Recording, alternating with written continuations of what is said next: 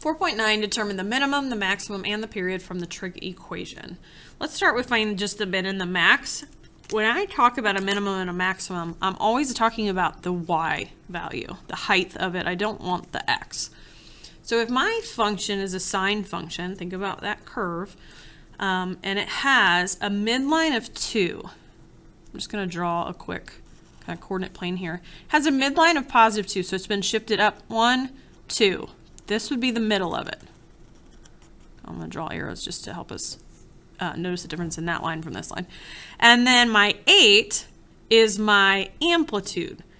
That means that it's 8 units higher and 8 units lower for what the waves are doing.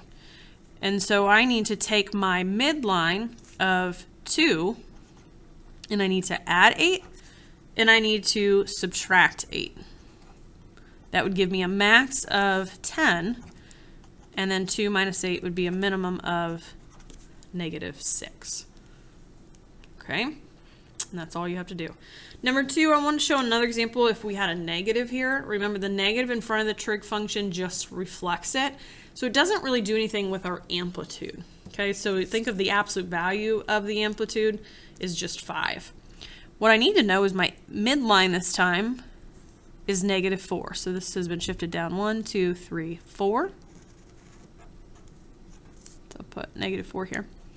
And then I have an amplitude of 5 in each direction. So I need to add 5 and I need to subtract 5.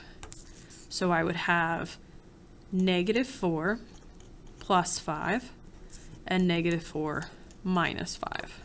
So my minimum is -9, my maximum is 1.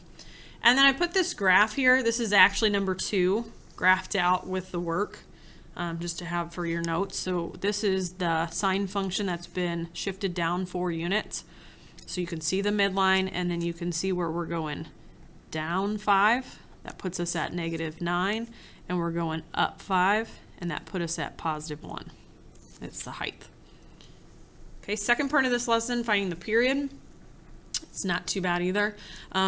We are looking for what's been multiplied with the x. So in this problem, it's 4/7 x, which could have also been written like this.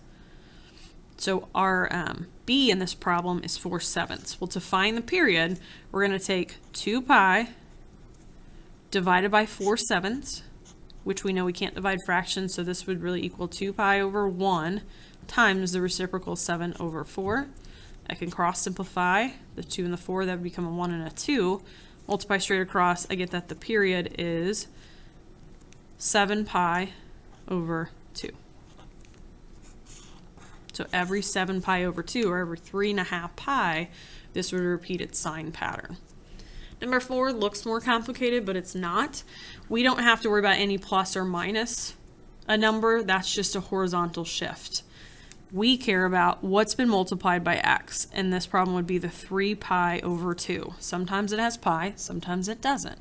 It's okay. And so I still have to do the same thing where I'm going to take 2 pi, I'm going to go ahead and put it over 1, I'm going to divide it by 3 pi over 2, but I'm going to flip it and do 2 over 3 pi. The pi's can cross cancel, and that's all I can do. I multiply straight across and I get 4/3. So my period of the function is 4/3, and that could be radians. But every 1 1/3, it's going to repeat its sine pattern.